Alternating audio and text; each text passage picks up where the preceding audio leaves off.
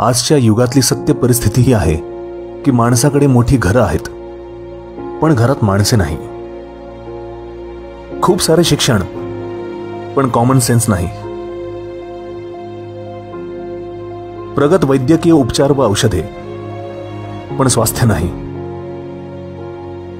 चंद्रावर पाय ठेवला आहे, पण शेजाऱ्यांशी ओळख नाही. स्वप्न खूप आहेत, पण शांत झोप नाही.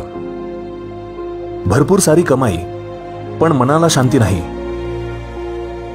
प्रचंड बुद्धिमत्ता, पण भावना नाही. प्रचंड ज्ञान, पण शहाणपण नाही. महागडी घड्याळे, पण वेळ नाही. बरेच सारे प्रेमसंबंध, पण खरे प्रेम एकही नाही.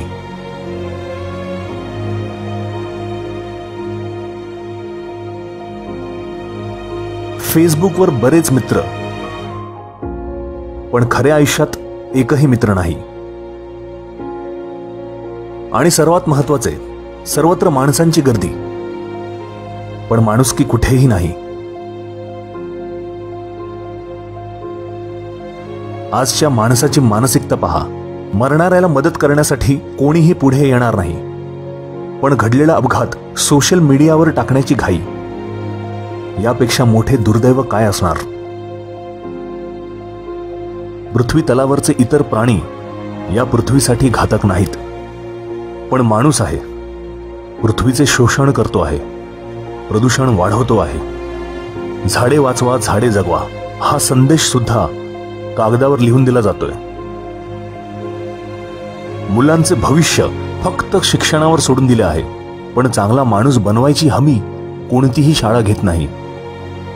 बघण्यासाठी स्क्रीन्स 4K पाहिजेत, पण आजूबाजूची परिस्थिती पाहण्याची दृष्टी संपली आहे. काही वयस्कर लोकांना प्रेम तर मिळतच नाही, पण आदर मिळतो तोही फक्त मरणोत्तर. मूलभूत गरजांमध्ये इंटरनेट पाण्यापेक्षा जास्त प्राधान्यावर आले आहे.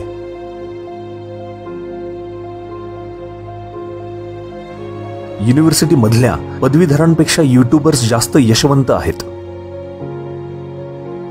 एकटी आई काहीही करून 2 मुलांना सांभाळते, पण 2 मुले मिळून सुद्धा एका आईला सांभाळू शकत नाहीत. एकीकडे चव आवडली नाही म्हणून अन्न फेकले जाते, दुसरीकडे कोणीतरी 2 घासांसाठी प्रार्थना करत आहे.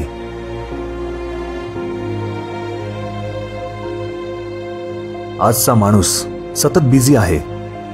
त्याचा एक हात स्वतःचा खरा चेहरा लपवण्यात बिझी आहे, तर दुसरा हात दुसऱ्यांच्या चेहऱ्यावरचा मास्क काढण्यात बिझी आहे. ही परिस्थिती बदलता येऊ शकते, फक्त सुरुवात आपल्यापासून झाली पाहिजे.